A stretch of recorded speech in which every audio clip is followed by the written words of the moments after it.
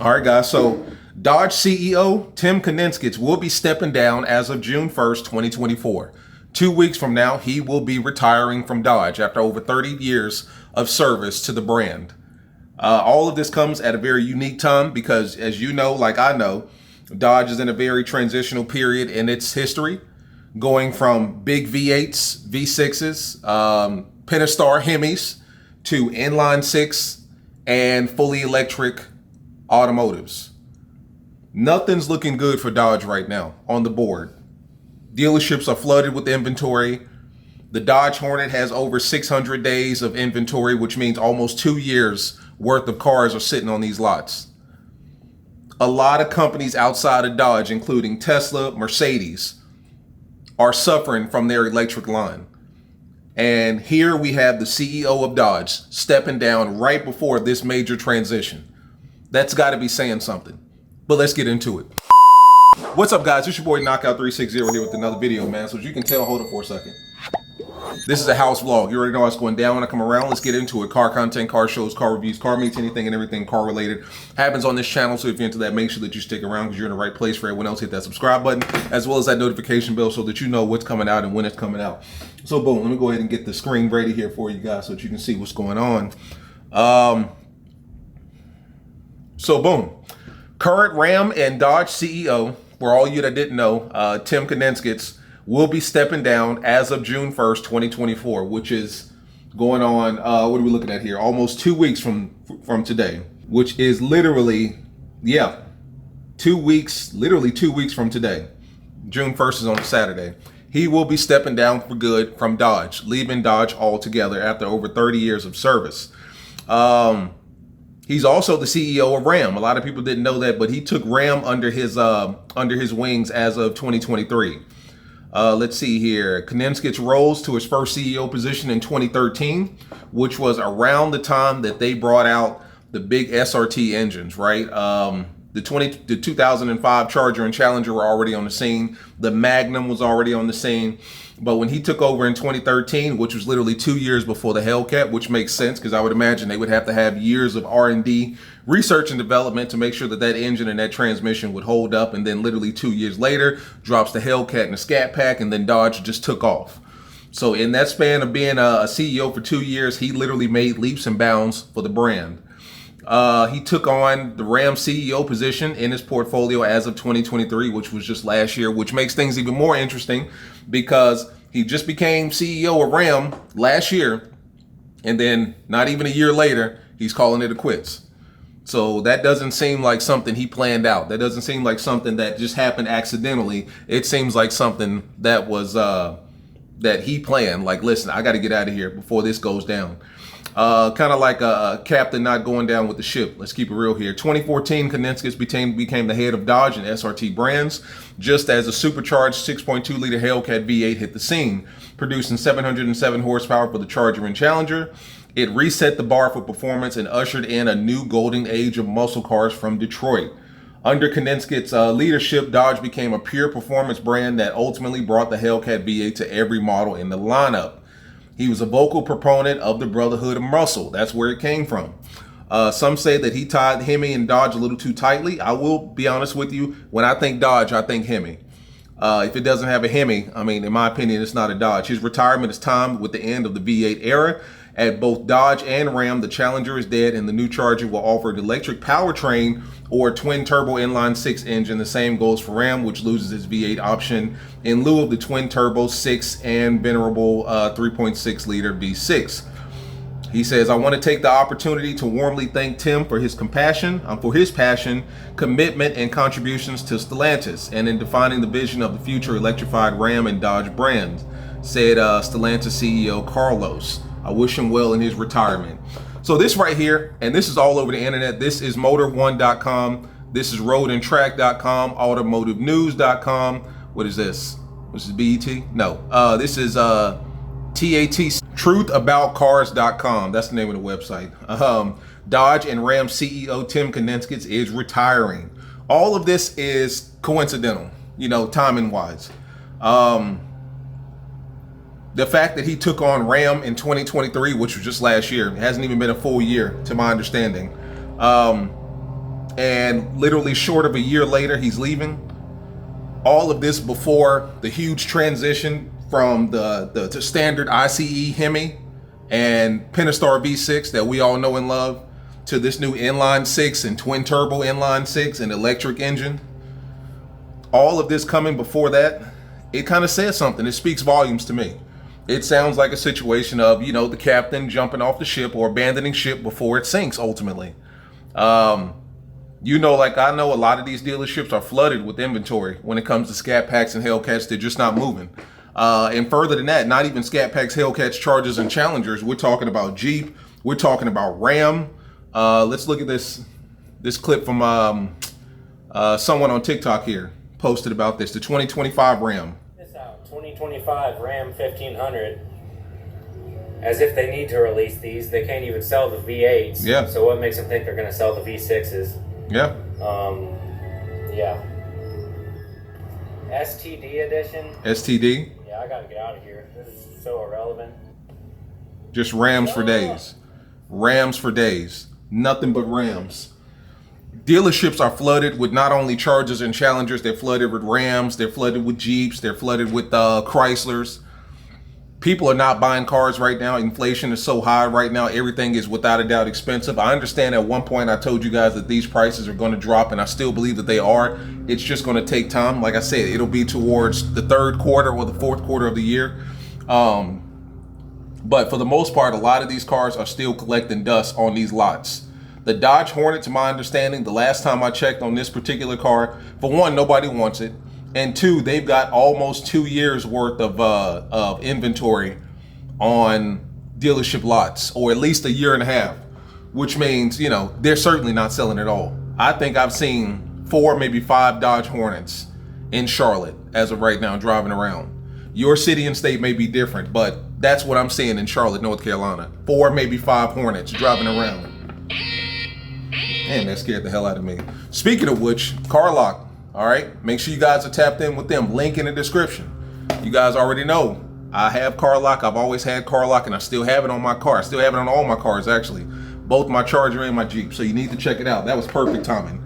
They're out there cutting the grass, and I pulled my Hellcat out because I plan on driving it later. I haven't driven it in 3 days, so it needs to be driven, at least turned on.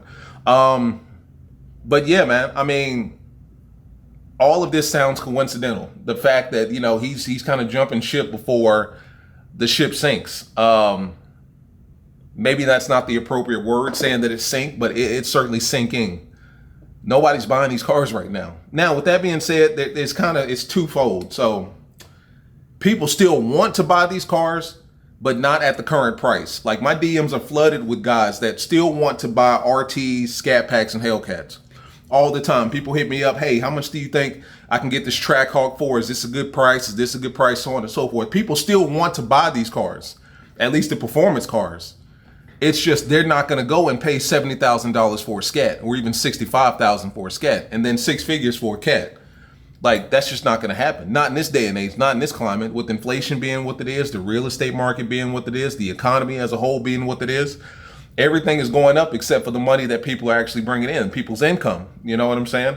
And people don't have that discretionary money to spend on cars. So I get that, you know. People still want these cars. It's just they can't afford them right now. And they're not going to even try. And I don't blame them one bit. But this whole electric future stuff, guys, like, the more that I dig into it, it's just not looking good. I mean, let's look at Tesla. Tesla laying off 600 people in California. Another 346 people at a particular plant around California. You know, all sorts of stuff going on. I don't know if you heard about that new Tesla Cybertruck, but it had to be recalled. Almost 28,000 units had to be recalled. Mercedes has reportedly canceled its entire EV platform. Its entire EV platform has been canceled. Mercedes. We're talking about that big V8 bi-turbo engine that Mercedes produces. Yeah, that company, AMG, has canceled its entire EV line. And they're saying that EQS that it's been pushing, that electric line, has flopped. Electric cars are just not looking good right now, man. I mean, I was watching Bloomberg the other day. I watch Bloomberg. I'm a nerd like that. Here's the CEO of Mazda. EVs, hybrids, or ICEs? So she asked him, what does she think is going to sell the most in the next 5 to 10 years between EVs, hybrids, and ICE. And the Mazda CEO, here's his explanation for it. What car do you think will sell the most? EVs, hybrids, or ICEs in the next, say, 5 years? I believe still internal combustion engine has Really? some support from consumers. And secondly, I see a great potential in hybrid. Yeah. That is a product solution for customers. There is no anxiety for range. Right now, it's getting traction right now. Well, we've seen that. I'm curious about with the internal combustion engines, because we have seen demand by consumers hold up, but the governments aren't necessarily on the same page. You have major initiatives in the U.S. So he's saying that the consumers still want ICE engines or still want ICE platforms, right? Internal combustion engines. And then he said the second most was hybrids. He didn't even mention electric. Like, electric is just not in our immediate future. Is it in the future? Yes. Is it in our immediate 5 to 10 year future? No, it's not.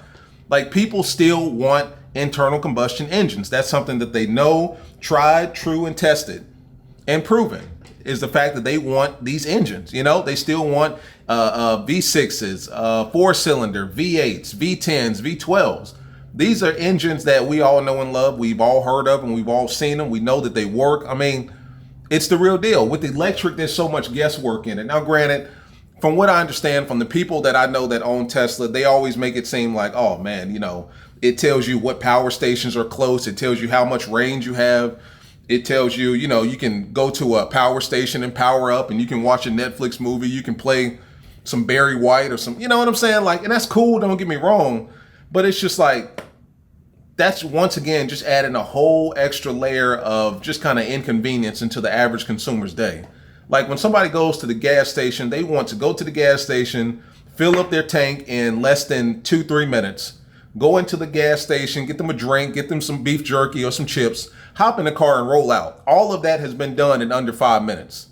Meanwhile, here you are with your Tesla charging up and you're sitting here watching, I don't know, the new season of Peaky Blinders, because your car is going to take 30 to 45 minutes to charge up. And it's just like, people aren't going from that. You know, let's finish. Europe, even in China, to in order to reduce pollution and the carbon footprint. So he's saying that the government is pushing for electric automobiles, but consumers do not want them as of yet. To get more people to buy electric vehicles or at least alternative fuel vehicles here, do you not anticipate that those government efforts might push consumers into non-ICE vehicles?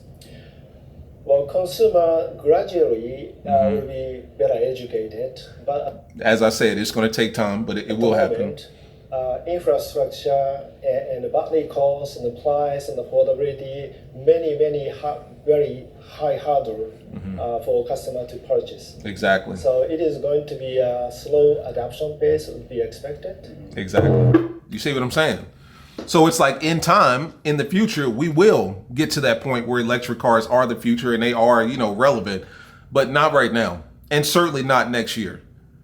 And certainly not enough for Dodge to base their entire performance line on electric automobiles.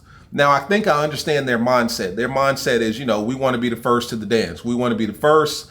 That way, in the next 5-10 years, we perfected our craft at the electric automobile so much that our cars are damn near perfect in the year 2030, right? 5 years from 2025. But the fact of the matter is that may be true, and you may be the best of the best, you know, 5 years from now, 10 years from now. But during that period, you're going to suffer. It's just too much too soon. I really believe that the V8 Hemi could have gone on for another 3 to 5 years, to be real with you. And maybe they could have offered a hybrid option, a hybrid Charger, a hybrid Challenger, hybrid Cuda, hybrid T-Rex, something like that, right? Because next in line to the ICE platform is the hybrids. Like, people like hybrids. People like the ability to let my car charge up for a little bit, but still also be able to fill up my tank with gas. And then my first, I don't know how hybrids work. I know how one particular hybrid works, where it's like your first 80 to 100 miles, it's all electric. And then after that is gas powered. Now, I'm cool with that. I'm cool with that because I know that worst come to worst, I can just stop at the local Shell, local QT, local BP, gas up and get home. As opposed to having to find, you know, the nearest power station and sit there for 20, 30 minutes while I'm watching an episode of Fresh Prince, you know, and I'm trying to get home. And it's just not going to work, man. And I think that's where Dodge is suffering, because they're banking not even their daily driving line, like their consumer grade line, but they're basing their performance line on electrically powered motors. Like, it's one thing to just have a SXT charger that's electric, or a GT that's electric. But no, like, they're basing their Hellcat performance line on electrically powered motors, which is risky, very risky. It's also risky when it comes to what you're going to pay for. These cars are not going to be cheap. If you think that these Hellcats are expensive, I can only imagine what these electric 2025 Chargers are going to run you. You're going to be paying big money for these cars. And that's also going to be a deal breaker for a lot of people. You know what I'm saying? When they look at the price and they say, hold up, I can either pay this 120, 30,000 plus, we'll say 85. Let's say 85, 90,000 to six figures for this electric car, first generation electric, which is bad in and of itself, because first generation anything is going to have kinks and mistakes and mishaps and all this, that, and the other, from a brand that has never had an electrically powered car, right? It'd be one thing if Tesla was offering a 2025 Dodge Charger SRT. That's one thing. Tesla's tried and true when it comes to the electric shit. Even Mercedes has dibbled and dabbled with electric cars. But Dodge, their first generation, you want me to pay six figures for a car that you really just kind of made up last year? That's supposed to be putting down close to 1,000 horsepower? I don't know, Joe. You know what I'm saying? I'll tell you what I'm going to do. I'm going to take that 100,000 and I'm going to get me a Demon 170. You know what I mean? I'm going to get a Demon 840, or I'm going to get a jailbreak red eye, or a Hellcat jailbreak. That's what I'm going to do with that six figures in 2025. Because by the time those cars drop, the Hellcat, Scat Packs, all that stuff will be dirt cheap by then. That's what I'm going to do. So I can make some real sound and make some real power instead of this electrically modified, GMO BS that you're pushing. But I'm going to be honest with you. I mean, Dodge is taking a risk. They're taking a huge risk. Losing Tim Kuniskis, I really feel like this was not planned ahead of time. I just think that he kind of sat back and said he doesn't like the direction that Dodge is going in, the direction that Stellantis is going in, and he wants to jump ship as soon as possible. 57 years old is still very young. Like, he's 57. I mean, he's still very young. Like, and generally, when it comes to being a CEO of a company, of a multi-billion-dollar car manufacturer, you see guys working into their 60s, 70s, even 80s. And he's getting out of here at 57. So it's like, aside from maybe health issues, some stuff that we don't know behind the scenes, which is very possible, it's like you've been with Dodge for 32 plus years. Like, you've been down with the brand for 30 plus years. Like, why now? Why not 2 years from now? Why not 3 years ago? After the Hellcat and the Scat Pack had taken off and took Dodge to the peak, to the plateau, it's like, go out on top. Right now, I feel like he's going out before Dodge goes down or Stellantis goes down. Because at this point, I don't know how much worse it can get. I mean, the cars are not selling. They still got Ram T-Rexes on the lot for $124,000. Like, come on, bro. You tripping. Nobody's paying six figures for a Ram T-Rex, although it's a great truck. 124, that's what they're selling them at my local dealership. 124. That, and you're still trying to sell Hellcats for 98, 95,000. You're still trying to sell Scats for 65, 70. I don't see a lot going right for Dodge right now. And I don't know how they're going to sustain, because once this 2025 Charger drops with this inline six engine, I don't know how that's going to sell. I don't think it's going to sell well at all initially. And in 2025, if they still proceed with this all electric SRT business, like, that could be, a death blow at that point. You know what I mean? Between Tim leaving, the Hellcat, the Scat Pack, the V8 Hemi dying, the Challenger dying, the T-Rex dying, Durango Hellcat dying, Trackhawk has been dead. Like, why would we choose Dodge over anything? And then you got Ford across the pond that's like, yeah, Shelby, Cobra, V8, 840 horsepower. Yep. 5.0, right? Dark Horse, bigger V8. And then you can get a $6,000 package that basically makes it a Demon and a Mustang. And then I've heard all kinds of stuff about Chevy and the Corvette, twin turbo V8 hybrid. Like, come on, dude. Like, why would we go with Dodge in the future? This is not, it doesn't look good. To me, this looks like a captain that's abandoning the ship that's sinking, you know? I could be wrong about everything. He could have other reasons as to why he's retiring. But me personally, 57 years old is very young to be retiring at this juncture. And it's one of those things like when everything else is disappearing, all of the SRT products are gone, the V8 is gone, the Hemi is gone, the Challenger's gone. Now our CEO is going too. This is going to be a brand new company this time next year. Like, Dodge is not going to look like Dodge this time next year. Not the Dodge that we all knew and loved.